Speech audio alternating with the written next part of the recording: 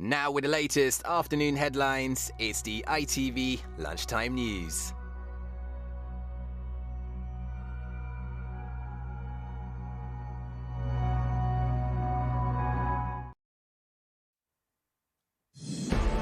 Lifting lockdown in England. What will change from July the 19th?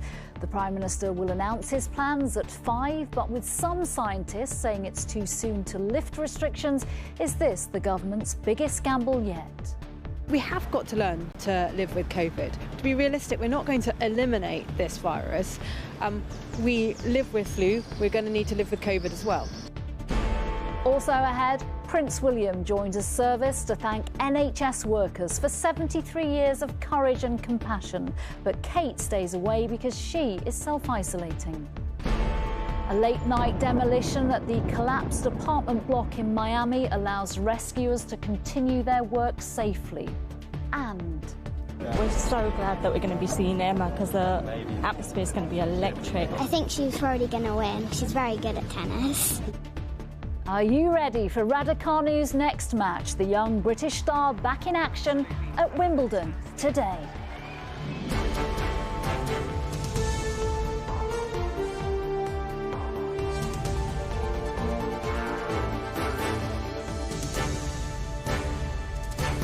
This is the ITV Lunchtime News with Nina Hossain. Good afternoon. At 5 o'clock today, we should learn what lockdown lifting will look like in England come July the 19th. The Prime Minister will hold a press conference to announce what restrictions will be lifted and what that means for you. What Boris Johnson says, though, won't be confirmed until next Monday when the government has the latest figures for COVID cases and, crucially, COVID deaths. Some scientists say it's too soon to get rid of masks or other measures, but the government says it's time to learn to live with COVID. Here's our political correspondent, Daniel Hewitt. The once eerie images of near-empty trains carrying what remained of England's commuters, faces covered 2 metres apart, have become commonplace these last 16 months. But in just 2 weeks' time, this could all be gone. The government is expected to later announce that from July the 19th, living with the virus will no longer mean living with the limits it has so far placed on our lives. We've been looking at the data. We know the effectiveness of the vaccine. We, as I said, already have 2/3 of the adult population we expect to be vaccinated by July the 19th. So that's why, even though cases are rising, that we expect we'll be able to take this step forward. And yeah, we have got to learn to live with COVID. And so, at a press conference this evening, the Prime Minister is expected to announce that the wearing of face coverings will become voluntary in the vast majority of places, including public transport and in shops. We will no longer be told to work from home. Instead, it'll be up to our employers to decide. And rules around keeping your distance in public places will come to an end, giving the green light for theatres and nightclubs to fully reopen with no limits on capacity. It also means big indoor music events and major festivals can start up again, but there are plenty of scientists and doctors worried this is all too much too soon and want the government to keep some restrictions in place. But at this moment in time, removing face masks, which is one in particular we're concerned about, because we know that does reduce the transmission rates, and we're seeing rates increasing. So the government are telling us they want to go on data and not dates, yet they seem to be now fixed on this date in 2 weeks' time.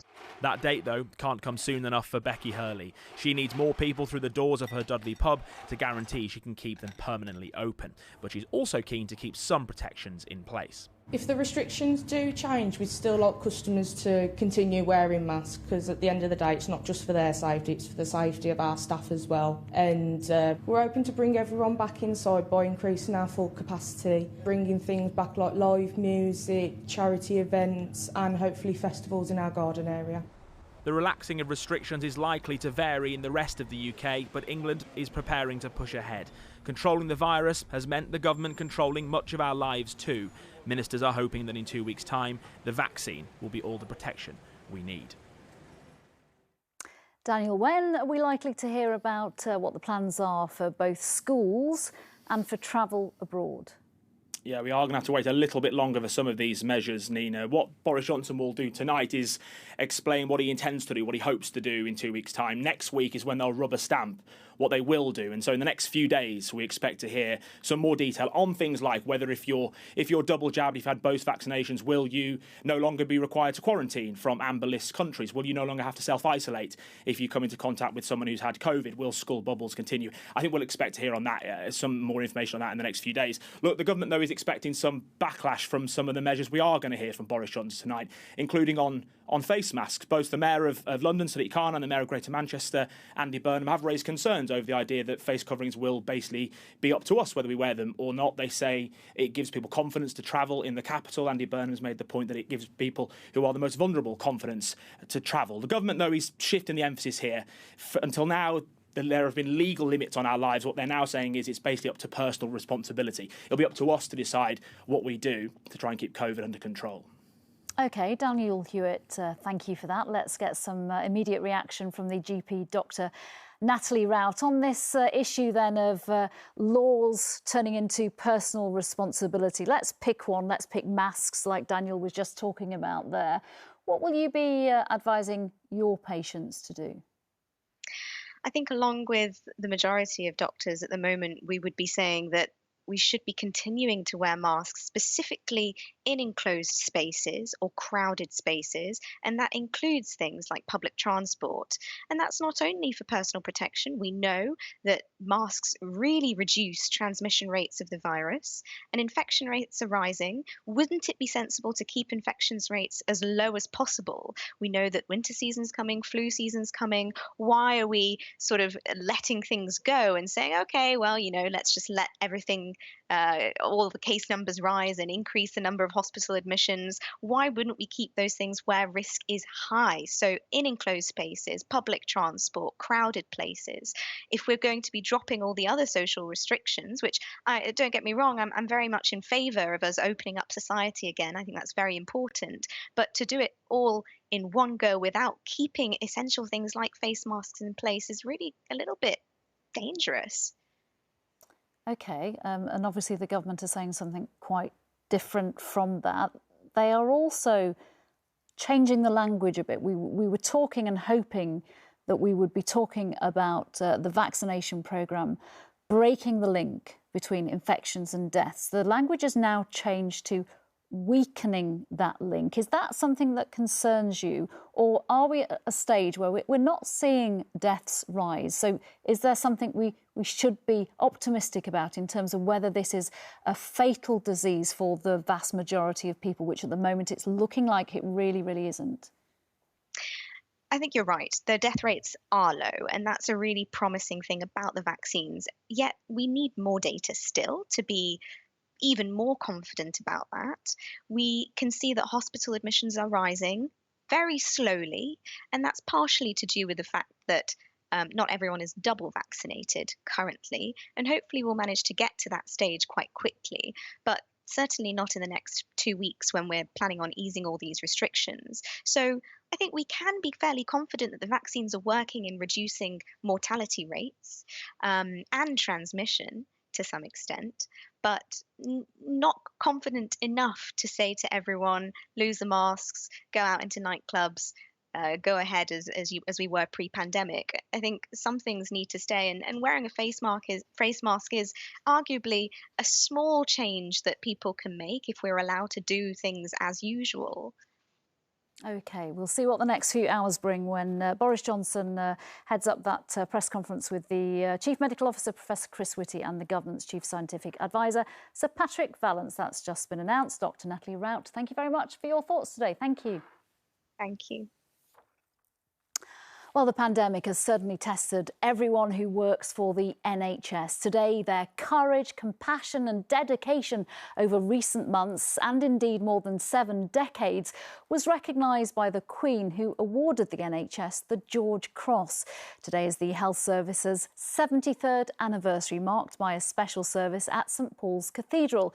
The Prime Minister and the head of the NHS were joined by Prince William for the service, but the Duchess of Cambridge had to stay away because she is self-isolating, as Rachel Younger now reports. In the country's finest cathedral, a service of thanksgiving for those whose service to the nation has carried us through. Prince William's arrival alone, a sign of the times, from a pandemic that's tested the NHS like never before. We gather together in this cathedral church on the 73rd anniversary of the founding of the National Health Service. Alongside the politicians sat frontline staff, whose strength and stoicism has saved countless lives in the past 16 months. I am standing here today because of the NHS. Catherine Dawson gave birth to her daughter with COVID and wasn't expected to survive the coma she then had to be placed in. The team in ICU did everything they could to keep me alive. Gradually, with their help, I started to recover. I was finally reunited with Ruby and started the long road home to my husband and daughters. Care like that, recognised today with Britain's highest award for heroism. The Queen awarding the NHS the George Cross, praising in a handwritten letter those who've supported the people of our country with courage, compassion and dedication. But if today was about appreciation for the NHS, there was a call from its outgoing chief, perhaps mindful of the 1% pay rise, to invest in its future. Out of adversity can come strength. If together, like those who have gone before us, we choose to confront and resolve our deepest social challenges with determination and conviction and courage. Qualities the NHS has shown in abundance. A service that for 70 years has been there for us, today being thanked by a grateful nation. Rachel Younger, ITV News. The Vatican says the Pope is in good condition after undergoing an operation that involved removing half his colon. The 3-hour procedure took place yesterday and the 84-year-old is expected to stay in hospital for a week. Rescuers have been given the all-clear to resume work at the collapsed apartment block in Miami after the rest of the building was demolished. 121 people are still missing. 24 have been confirmed dead after the building collapsed last month. With the latest, here's Sally Biddulph.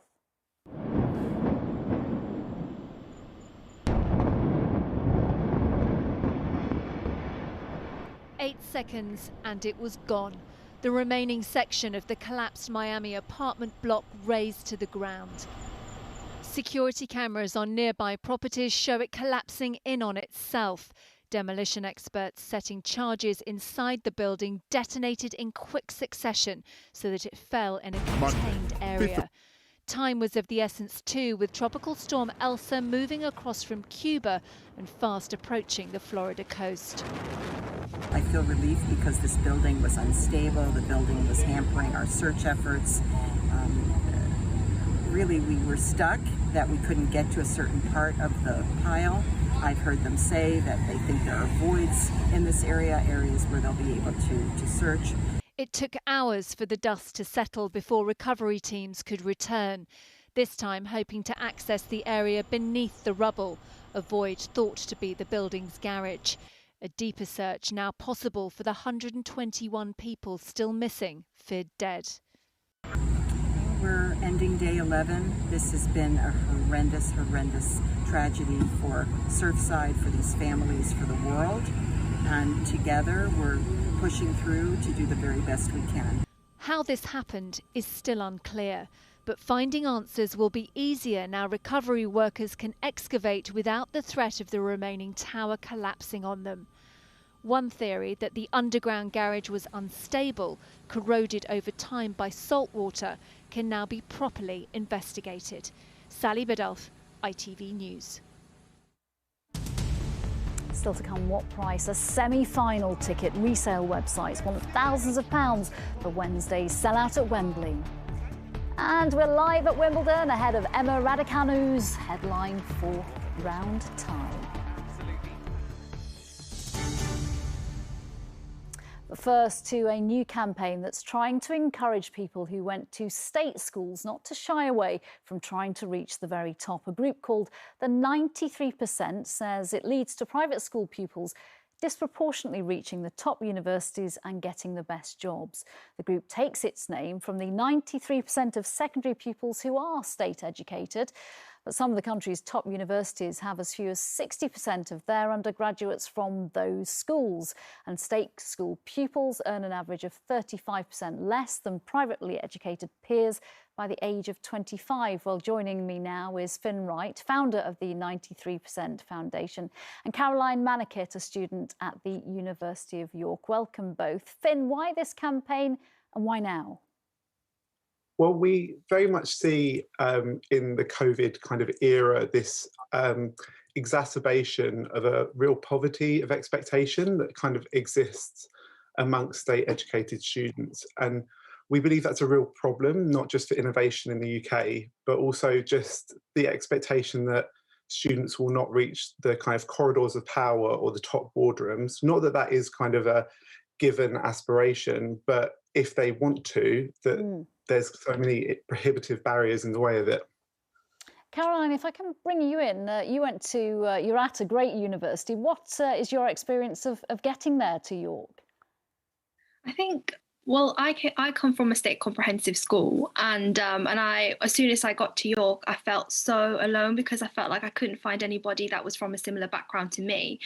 So this feeling of alienation and imposter syndrome kind of compiled on top of me and everything. But as much as we'd like to think that we got in there with the same grades and we're at the same university, there are still barriers between people who are state educated and people who are privately educated. And with the 93% Club, we hope to bridge that gap, really.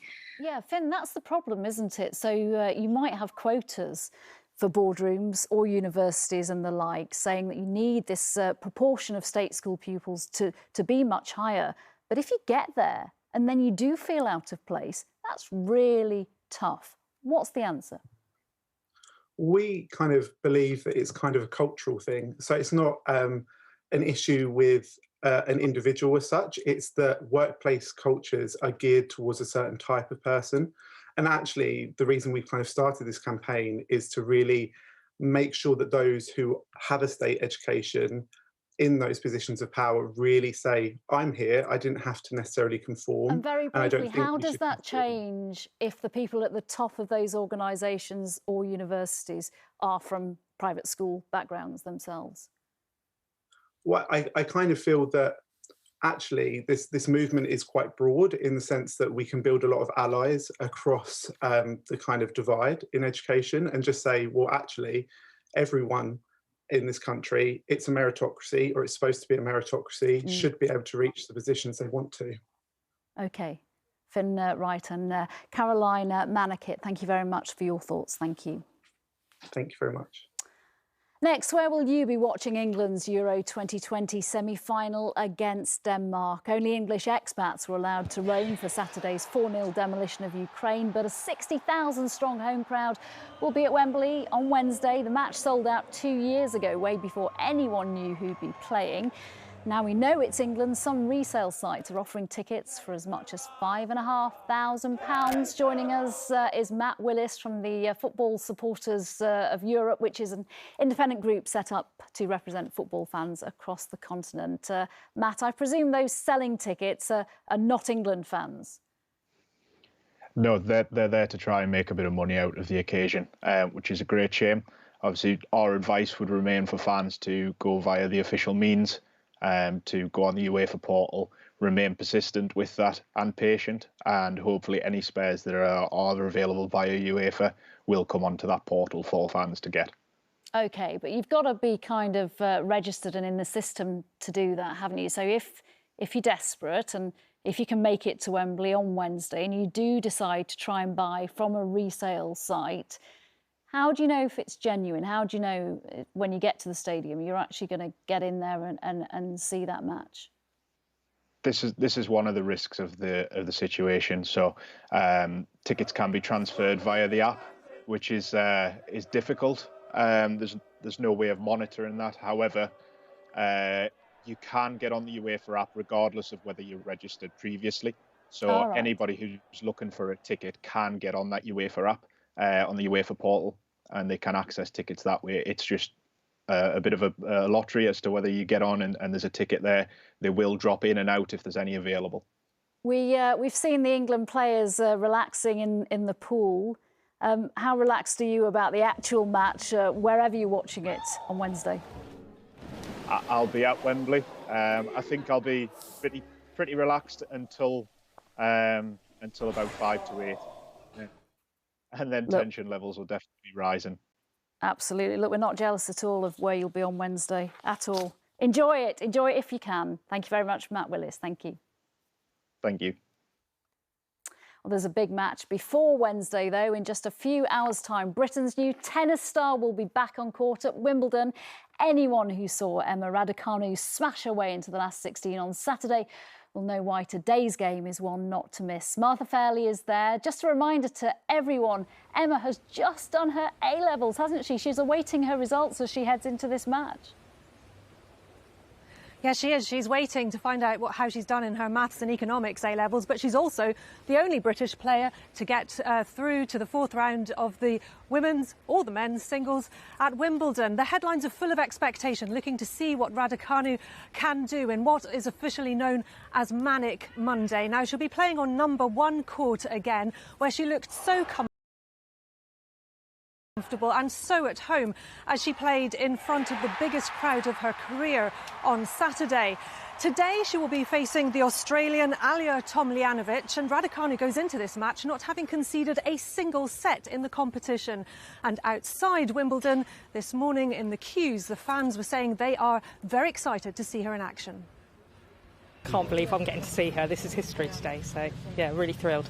First of all, we were thinking that we'd want to see the big boys, but we're so glad that we're going to be seeing Emma because the atmosphere is going to be electric. She's got such a good attitude, you know, she's smiley, she's fresh-faced, all that, and she's a brilliant player. I think she's probably going to win. She's very good at tennis.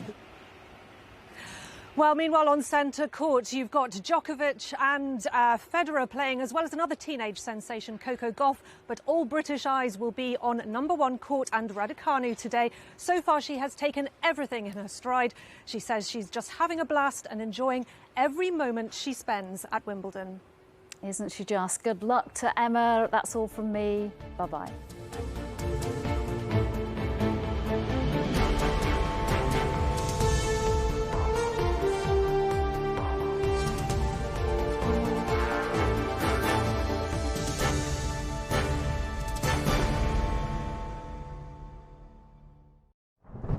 Today, in some places, it could be pouring.